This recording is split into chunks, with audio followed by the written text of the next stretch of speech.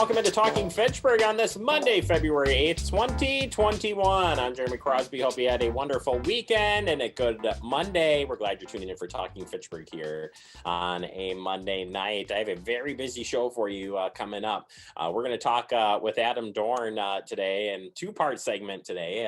We're going to be discussing making sure, again, that you have those fire hydrants clear and why it's so important. There were some fires across the state of Wisconsin over the weekend, and I saw one fire department who was at a fire who took a picture of a fire hydrant that was clean and said they were so grateful because those seconds matter. We'll also talk about fire safety in relation to heating your home. Definitely something really important right now as we deal with this cold stretch of weather that we've been just gifted with from Mother Nature. So we'll get talking on that as well. We want to make sure you stay safe during this cold spell, and Dorn will be here to answer those questions as well. So a lot to get to coming up here on Talking Fitchburg. But first, we turn to our headlines, and we start with job openings. Yeah, you want to come work on our team, City of Fitchburg? Andrew told me to do this. Maybe he didn't, I don't know. Job openings, here we go. Civil engineer intern, commercial property assessor, fire science intern, entry-level police officer, or lateral police officer. If any of these strike a chord with you and you want to come join our team, we'd love to have you. We're fun. I mean, Andrew and I for sure. Like, we are the fun group. Or not. Thumbs up, thumbs down, whatever whatever works, but we'd love to have you join our team. fitchburgwi.gov, and you can click on all those job openings and learn more about each one of them and fill out the application. All right, we have new information coming out today that they have Dane County Public Health Order number 13 has gone into effect. This includes phased reopening, and this is what we've got for you in relations to that opening. Basically, in the summary here, gatherings of indoor limits and outdoors have increased, and that's the important part here. Everybody's been doing their part, and this is something that's really great to see. I mean, we've gone through a lot, and we appreciate everybody's willingness here to continue to get better, or both get better. I mean, it's great people are getting healthy, but continuing to practice safety during the pandemic. So the limits here, as far as the summary goes, includes gathering limits of indoor and outdoor increase, gatherings inside where food and drink is offered, provided is limited to 25 individuals. Gatherings inside where food and drinks are not offered or provided is limited to 50 individuals. Individuals must maintain 6 feet physical distancing, and face coverings are required. Also, we've got the gatherings outside where food and drink is offered provided is limited to 100 individuals now, and gatherings outside where there's no food or drink is offered, that's 150 individuals. Also updated the types of face coverings that are allowed and added additional face covering requirements for outdoor location, outdoors, while participating in a sporting event, including drills, practice, scrimmages, games, and competitions, unless the sport is played individually or played in physical distancing at all times outdoors, while attending a gathering of more than 50 individuals. Games and competitions, also important here, and that includes, are allowed for all sports. In most situations, the individual must wear face coverings, which is important, right? It is. 6 feet physical distancing is required, except when individuals is actively participating in the sport. Sports that cannot maintain physical distancing at all times are limited to 25 individuals indoors and 100 individuals outdoors, not including employees. All sports must have hygiene policy, cleaning policy, and protective measure policy. Remove all the provisions to limit regular childcare in 4-year-old kindergarten groups to 15. Indoor youth settings must follow gathering limits. Temporary retail stores are able to open under the same requirements as permanent retail stores. So that's kind of the summary there. I know it's a lot of information. It is up online. We share the links to these stories, so you can go out and check that out, learn more about that here from Dane County. And all of this is coming because of the new snapshot that we've got here, and it says latest snapshot shows a huge, that's all capital letters, gains in the percentages of Dane County people 65 or plus who have at least one dose of the COVID-19 vaccine. again. Woohoo! 28th, we had 15.57. The 1st of February, we had 28.9. And the 3rd of February at 35% or 35.9. Which is just awesome to hear in that snapshot. And more information is available online, again, at the Dane County Public Health, and they'll get you the latest numbers there as related. But thank you all for doing your part and continue to do your part. It definitely helps, and helps get things back open, and got to keep doing it. We're in it for the long haul. Take a quick break now. Coming up next, we open up our digest. We're talking about why it's so important to clear that snow and ice around your fire hydrant. Next, right here on Talking Fitchburg. So how was work? It was 1,300 hours. My math class from 302 was in the trenches. Davy Roth had it the worst. Fractions were coming at him left and right. He just didn't get the damn things. 2 days ago, I tried to teach him what 1/4 of 1/2 was using different sizes of blocks. Yesterday, I tried again by dividing up pizza. Both missions failed. Oh, no. But today, I was ready. I created a combat math game where the only way to beat the enemy is to out-fraction them. Davy conquered every last denominator. My game was so successful, the principal is deploying it to math squadrons all over the school. Anywho, how was your day? Oh, today my boss treated the office to salad wraps. Salad wraps. I know. See on page 4 that the projections need to be flood next Thursday. Seriously? Thursday? Can't do that. This is really inconvenient. I have yoga that day. I have no time for this. So, I can't do Thursday, but I can do Friday. Disasters don't plan ahead. You can. Talk to your loved ones about how you're going to be ready in an emergency. Don't wait. Communicate.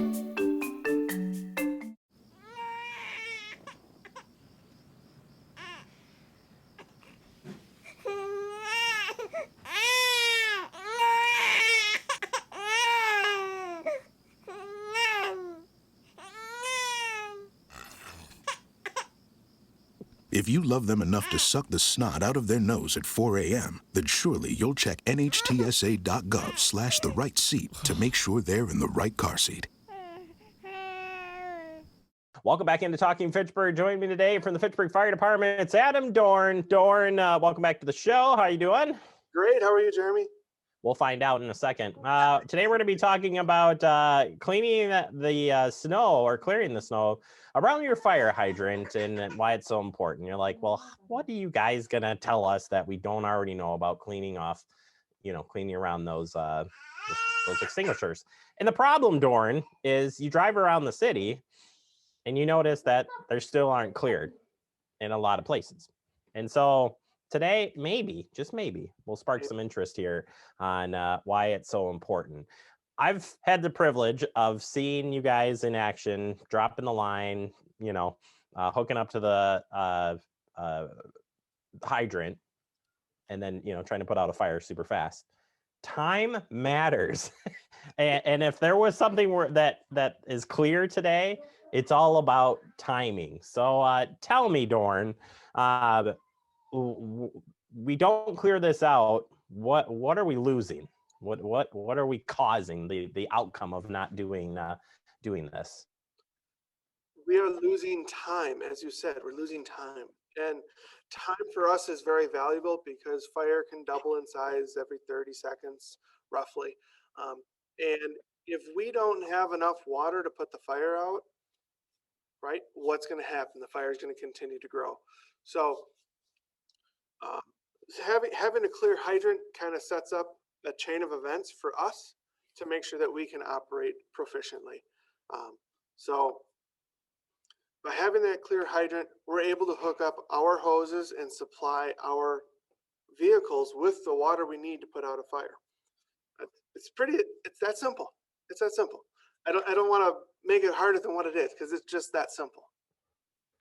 Absolutely. And I think from being in and doing some public safety work where I drove an ambulance, when you're responding to these scenes or responding to the calls, there's a lot of things going on, a lot of moving parts happening. And I guess if you could share with the audience when you're coming up for a structure fire and you're seeing the flames and smoke, what's I mean, is it the officer looking? Is it the driver looking for the fire hydrants? And if you miss one, what happened? Kind of break that down for us, what that looks like. So the driver is looking for hydrants, but he's using his vision. He's looking for hydrants that are in line of sight for him, what he can see as he's driving down the road. The officer is doing that as well, but we are also able to look at our computer where we have our CAD or computer aided dispatch. All the information is up there. We have a map that shows the address we're going to, along with where the hydrants are located in relation to that address. We also have a map book. So if the computer fails, we have the old school version. We can open up a map and look at it that way. So that's how we can tell where hydrants are. That helps. Summertime when there's no snow, it's great because we can just look down the street and go, yep, the hydrant's over there, 2 houses down. Not a big deal. But when there's snow on the ground, the snow from the road gets pushed to the curb. And if there's sidewalks, people will shovel their sidewalks, and depending on what side of the street they push it to, it may end up by the fire hydrant. So there's just a lot of snow that gets pushed up along the edge of the roadway or where the fire hydrants are normally located. So in Fitchburg, we have some hydrants that have big red flags, or like 4 or 5 foot high flags that are attached to them, so we can see them if they're buried. Because sometimes we get large amounts of snow in a shorter period of time where, people may not have had the opportunity to shovel out a hydrant yet. But that's just lets us know where they are. If they are covered, that still puts us behind because now our firefighter has to get off the truck, find a shovel out the area around the hydrant so they can get to all the connections on the hydrant, and bring all of the equipment they need to connect the hose to the hydrant after they've shoveled it out. So sometimes that could be 30 seconds. Sometimes it could be a minute before they get there, because if it's hard packed snow that's melted and frozen, it could be almost ice-like around that hydrant. And that's just a huge delay. The reason that's so important for us is because on our trucks, we've only got 750 gallons of water. Yeah, I say only. It sounds like a lot when we talk about it in gallons. However, when you think about what our hoses can put out in the volume of water, we can put out anywhere between 150 and 250 gallons a minute. So 2.5, 3 minutes of water, maybe 3.5, depending on what we're doing. That's how much water leaves our truck, and now we have no more water on our truck, and now we're depending on that water from the hydrant to get there. And that's why it's so important to make sure that those hydrants are clear. Yeah, it's almost like you're part of the fire department by helping clear out these hydrants. You're adding or eliminating, either way you want to say it. You're giving time and helping that timing of all of the events that happen to it, make that a smoother transition. There is a program, Doran, I hope you're familiar with it. There is some stations have Adopt a Hydrant, just doing it yourself, but we do have the Adopt a Hydrant, and you can sign up for this and take the pledge, if you will. Tell us why maybe you want to think about doing this. Well, think about it this way. If you adopt a hydrant, right? And by adopting a hydrant, you're just saying you're going to take care of that hydrant in your neighborhood. Because what if it's your house that is on fire? If your house is on fire and that hydrant is covered up and we have to take extra time to get water from that hydrant by clearing it out first, you're probably not going to be the most pleased that that had to take place. But if you can do that on the front end of before we ever get there, and knowing that you're helping protect not only your home, but your neighbors' homes, it's one, you're giving back to your community. 2, you're helping out your local fire department, because every second does matter when it comes to this. Yeah, and I know we're focused definitely on the wintertime right now, but this is true even in the summertime as well, for grass, weeds, all of that. You're like, well, they can push those down there, but doesn't matter, right? It's Right. taking and clearing that space and giving you guys the time you need again to address the emergencies that are happening. Absolutely. Yep. And one of the things people kind of tend to forget about too is that when they clear some brush out of their yard, or they've cut down a tree and they put all the tree limbs at the edge of the road, they just pile them up. Sometimes we've seen it as we've driven through neighborhoods that they've piled them up right next to the fire hydrant, and we kind of go, "Whoa, boy, we got to make sure we keep that in mind, because if we got to use that hydrant, we've got some other stuff to deal with now." So yeah, it's not just in the wintertime, it's all year long. Adopt a hydrant, talk to your neighbors, so maybe you don't have to do it every snowfall. Maybe you can work with 3 or 4 neighbors that, hey, this snowfall I'll take care of it, next snowfall you take care of it. That way not everybody has to, that way everybody's involved and not one person has to do it all the time. Yeah, I grew up on a street where we were the first house on the block, so we had the fire hydrant in front of our house, and it was a routine. Anytime that the snow fell, we shoveled it out. It was just part of how we learned to take care of it, and it just became a natural thing, like clearing your sidewalk off. So if you make it that and work that way, and the places that don't have sidewalks, but you still have a hydrant, whatever you can do to get some space in there. 5 feet, great. 3 feet minimal, maybe we say, so 3 to 5, but any space you can give to get in there and take care of that, that will help. Doran, thank you so much for the information as always, and we'll check back in with you real soon. All right, thanks, Jeremy. Stay safe. You as well. We'll take a quick break. More to come. You're watching Talking Fitchburg. You could be spreading the coronavirus without realizing you have it. So follow guidance from authorities where you live and do your part.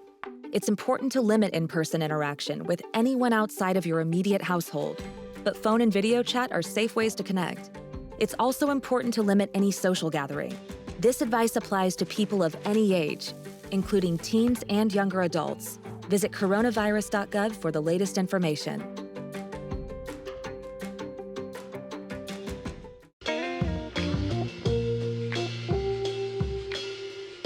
After you joined our family, it was like, I really do feel complete now.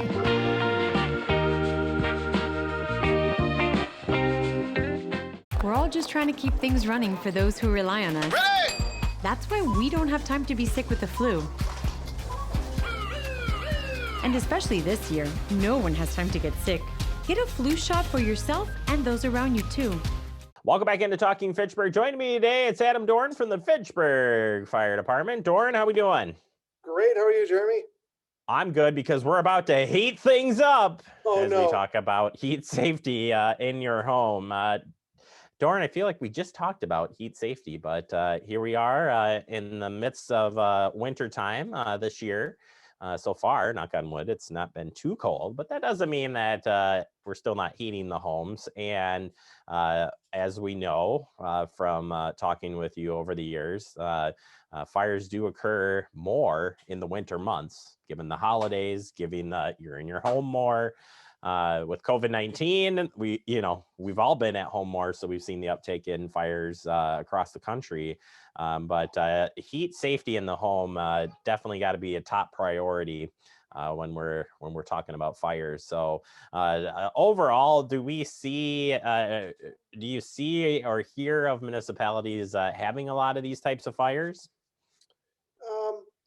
Personally, not in Dane County so much, or in Fitchburg even.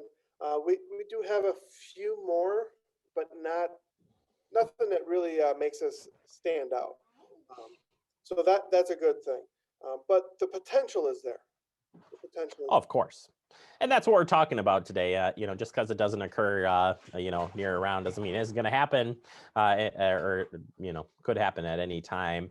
There are some basic rules when it comes to thinking about the heating, and the first one I always think of is space, not space heater, but space between the heat source.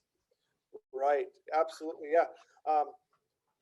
Like you said, if you have space between the heat source and anything else that can burn, the likelihood of something happening decreases. So a good rule of thumb is 3 feet. If you keep anything that can burn at least 3 feet from all the heat sources like fireplaces, wood stoves, radiators, space heaters, especially candles. Candles are probably one of the bigger causes, unattended candles, that we have seen over the last few years. Yeah, candles, a lot of time too, you see like the scented candles. "Oh, I'm just going to set it and I want it to make my house smell great. So I'm just going to walk away and yeah, not, not thinking where you placed it definitely could lead to some trouble. Looking at the space heaters specifically, one of the big ones that come to mind is when you're plugging it in and there's some good things about, plugging it in direct versus extending that to fit the area. What do we know on that safety front? So when you go to plug in your space heater, the first thing you want to do is make sure that you check your cord for any cracks or damage, whether it's frayed, maybe it's pulling out of the back of the heater, or the connection to where the plug isn't as it was designed. Once those things start to degrade, the possibilities of having issues increase. So if you have damaged cords, cracked cords, don't use it. Just get a new one. Be safe. The other one is that you should plug space heaters directly into an outlet whenever you use one. So one, plug them directly into an outlet. Two, it should only be a temporary thing. It shouldn't be something that you're going to heat your entire house with all winter long. Space heaters is exactly what it sounds. It sounds like it's just a small space that it's to be heating. That's exactly what it's designed for. It's not a whole house.